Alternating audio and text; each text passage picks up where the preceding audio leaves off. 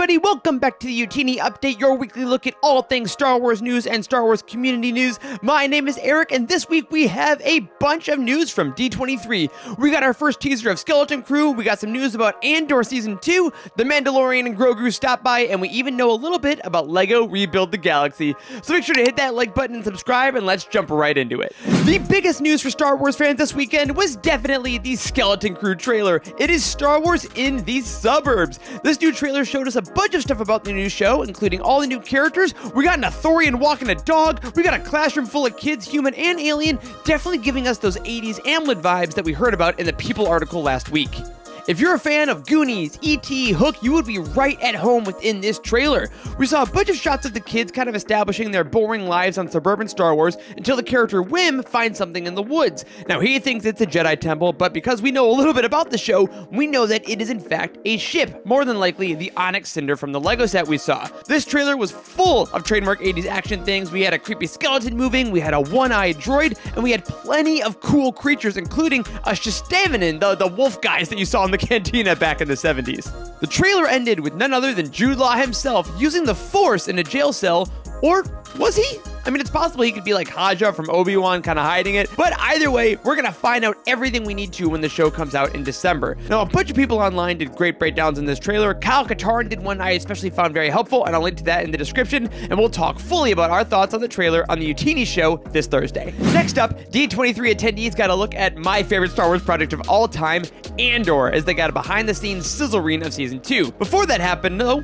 Diego Luna joined them on stage, spoke a little Spanish, and thanked everybody for 10 years of Rogue One being in his life. But the behind-the-scenes sizzle reel really was the star of the show. You had a bunch of shots from Season 2 being filmed, you had season creator Tony Gilroy talking about the scope of the new show and how intense it's going to be for us. The sizzle reel also featured stars like Genevieve O'Reilly, Mon Mothma, saying that the show in Season 2 is a whole new level specifically regarding the scale, and Ezri Arjona, who plays Bix, talked about the intensity, destruction, and growth of the characters that they'll all go through. Now, the sizzle reel showed us all our returning favorites, of course, but it also showed us our first looks at Krennic and K2SO, Alan Tudyk himself, and the dots and the stilts. I can't wait for these two to be back. They're two of my favorite parts of Rogue One, and as I said, Andor Season 1 is currently my favorite Star Wars project ever made, and it looks better than ever just in the grain and teasers you may have seen on Twitter. This is officially coming out to streaming in 2025, and I cannot wait.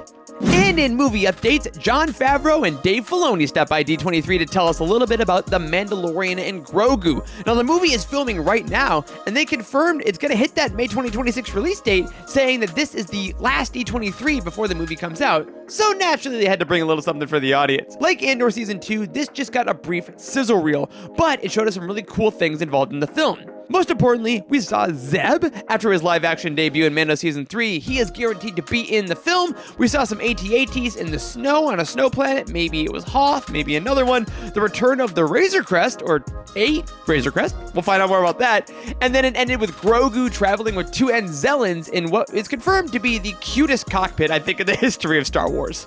But surprisingly, Dave and John didn't bring the only Mandalorian and Grogu news. In the Disney Parks panel the following day, it was confirmed that Smuggler's Run, the Millennium Falcon ride that's at both Galaxy's Edge West and East, is going to have a new experience starring the Mandalorian and Grogu. We got some concept art that featured Mando and Grogu flying alongside people in the Falcon, so who knows? Maybe this confirms the Falcon will be in the movie, but either way, you're going to be able to do a whole new experience next time you go to Disney World or Disneyland.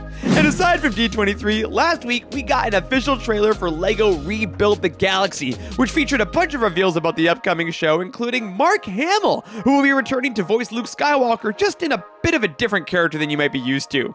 The trailer also told us a lot about the plot, saying something that the cornerstone was adjusted, which affects the entire galaxy, throwing it all into chaos. But more importantly than the plot, we received a full cast announcement, which included Gaten Matarazzo from Stranger Things, and a bunch of Star Wars legends like Ahmed Best, the aforementioned Mark Hamill, Naomi Ackie, Anthony Daniels, Kelly Marie Tran, and Billy D. Williams. Almost everyone is back for this special, it seems. The trailer is wacky, wild, and really just so much fun, as the LEGO specials always have been. And technically, we've heard this takes place after the rise of Skywalker, but like with the rest of the LEGO specials, we won't be too strict about continuity on this one. Now, D23 held a bunch of other cool news, including the Disney Legends ceremony, where we had John Williams, Frank Oz, and Harrison Ford enshrined, which gave me my new favorite picture of all time. Good job, Harrison, for being a good sport here. And then, of course, we had the Manny Jacinto Acolyte panel and the Disney Animation panel. Now, while both of those panels seemed very fun for attendees, unfortunately, we didn't hear anything about Season 2 of The Acolyte or about what the new Disney animated show will be.